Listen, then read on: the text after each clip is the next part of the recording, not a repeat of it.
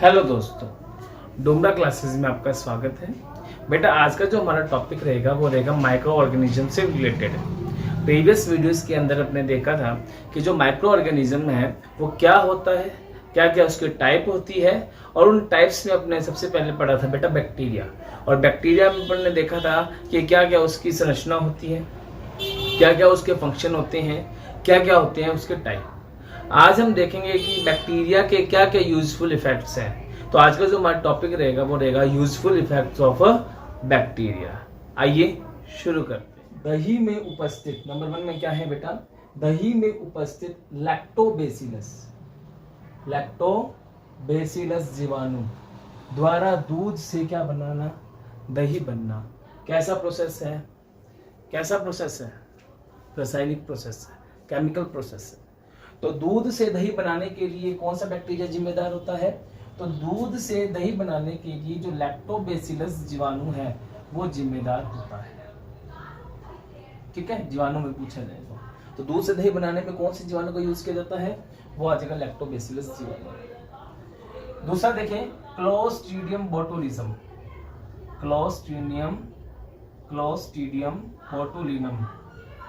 जीवाणु से क्या प्राप्त किया जाता है, विटामिन B12। तो विटामिन B12 किससे प्राप्त किया जाता है, तो विटामिन B12 जो है वो क्लोस्ट्रीडियम बोटुलिज्म जीवाणु से प्राप्त किया जाता है। लेग्यूमिनेसी पौधे कौन कौन से, जैसे मोठ का हो गया, जैसे मटर का हो गया। जो मोठ वाले हैं, मूंग वाले हैं, मोठ और मूंग जो है उनकी जो जड़ें होती हैं उन जड़ों में क्या पाई जाती है, गांठें या गुलिकाएं। और उन गांठों या गुलिकाओं में कौन सा जीवाणु पाया जाता है, राइजोबियम जीवाणु पाया जाता है। और ये जो राइजोबियम जीवाणु है वो क्या करता है बेटा, नाइट्रोजन का स्थिरीकरण। ये तो होगी किसकी बात, लेग्यूमिनेसी पौधे। पर सारे पौधे लेग्यूमिनेसी नहीं होते, तो कुछ पौधे, दूसरे पौधे नॉन लेग्यूमिनेसी होते हैं। तो आइए देखें, नॉन लेग्यूमिनेसी पौधों में फ्रैंकिया बैक्टीरिया, कौन सा बैक्टीरिया,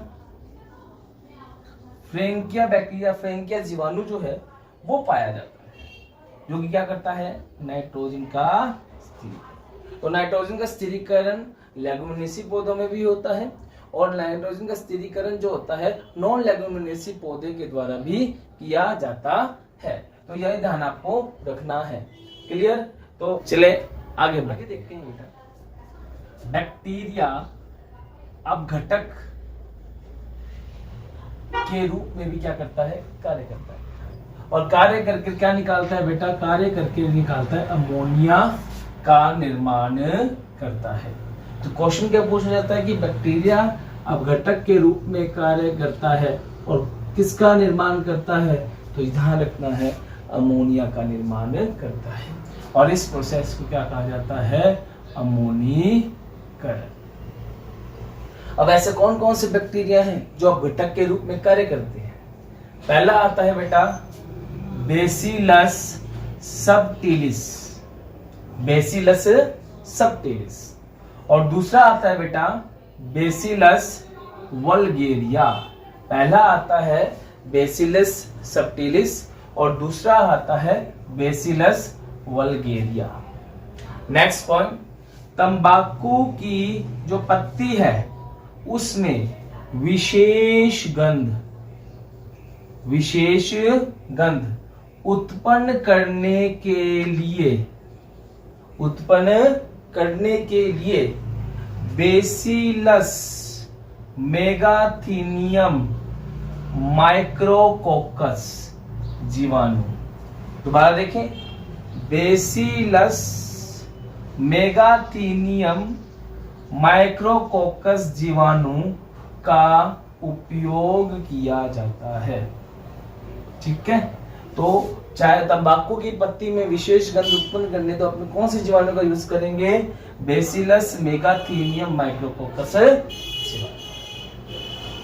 आइए आगे बढ़ते हैं, आगे देखते हैं बेटा। अपने देखिए, चाय की जो पत्ती है उसका स्वाद बढ़ाने के लिए माइक्रोकोकस कॉन्डिसेंस। ध्यान रखना, चाय की पत्ती का स्वाद बढ़ाने के लिए माइक्रोकोकस कॉन्डिसेंस जीवाणु का उपयोग किया जाता है।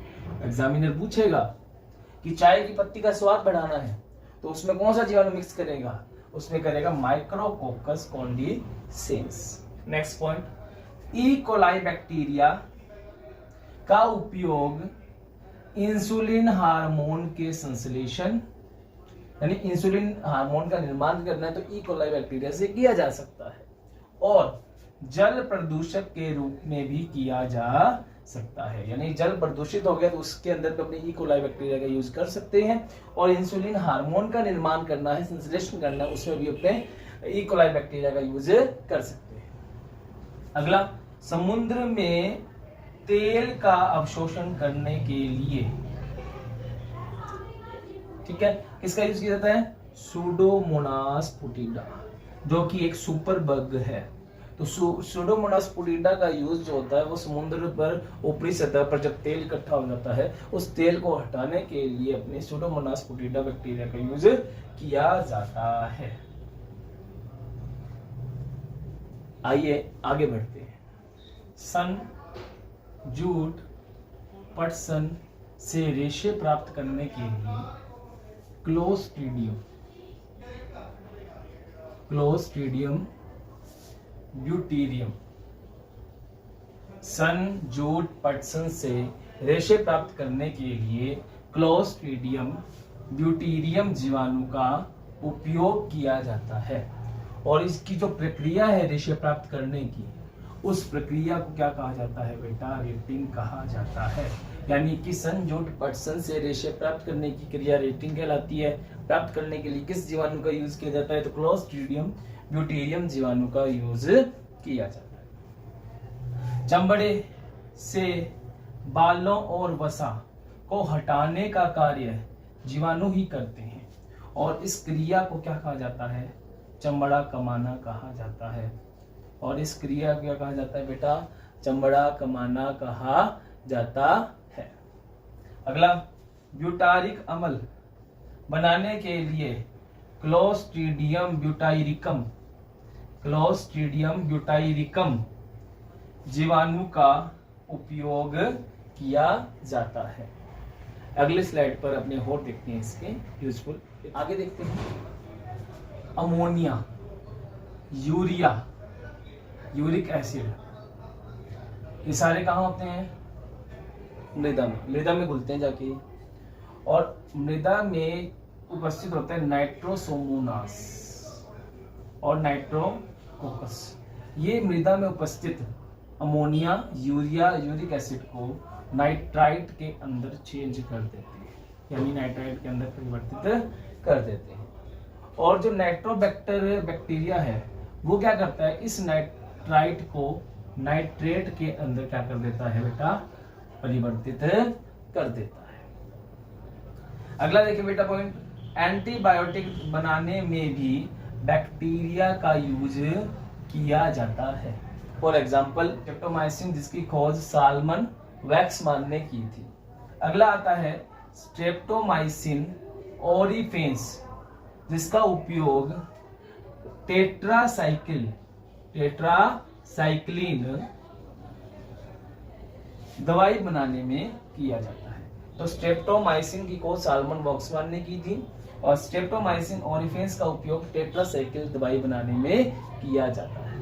नेक्स्ट स्लाइड में अपने और इसके यूजफुल इफेक्ट्स को विनेगर बनाने में एसीबैक्टर एसीटीआई जीवाणु का यूज किया जाता है। अगला पॉइंट क्या है, कपास के रेशों की सफाई करने में, ध्यान रखना यहाँ पे लिखा सफाई करने में क्रोटोलेरिया जंसिया का उपयोग किया जाता है। अगला, गंगा जल के शुद्धिकरण में ब्लेडोविब्रियो जीवाणु, कौन सा, ब्लेडोविब्रियो जीवाणु का उपयोग किया जाता है। और टाइप्लाज्मिड बनाने में एग्रोबैक्टीरियम ट्यूमोफिशियंस फिशियंस जीवाणु का उपयोग किया जाता है। बाकी अगली स्लाइड में अपने और इसके इफेक्ट्स को देखते हैं। आगे देखते हैं बेटा, जेनेटिक इंजीनियरिंग में एग्रोबैक्टीरियम, किसका? एग्रोबैक्टीरियम व ई कोलाई बैक्टीरिया, ई कोलाई बैक्टीरिया का उपयोग किया जाता है। तो जेनेटिक इंजीनियरिंग में किस किस का यूज किया जाता है? एक आ जाएगा बेटा एग्रोबैक्टीरियम और दूसरा आ जाएगा ई कोलाई बैक्टीरिया।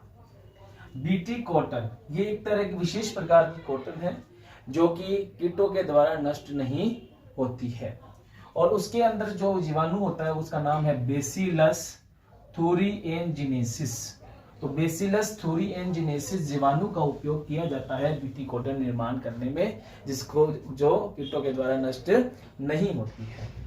एक नोट आपको ध्यान रखना है बेटा, राइजोबियम जीवाणु कहाँ पाया जाता है? तो ध्यान रखना, लेगुमिनेसी पौधों की जड़ों में। फ्रेंकिया कहाँ पाया जाता है? केजुराइना में।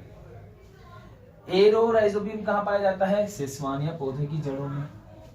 और एजोस्पाइरिलम जीवाणु कहाँ किसकी जड़ में पाया जाता है? तो वो आएगा गेहूं और चावल।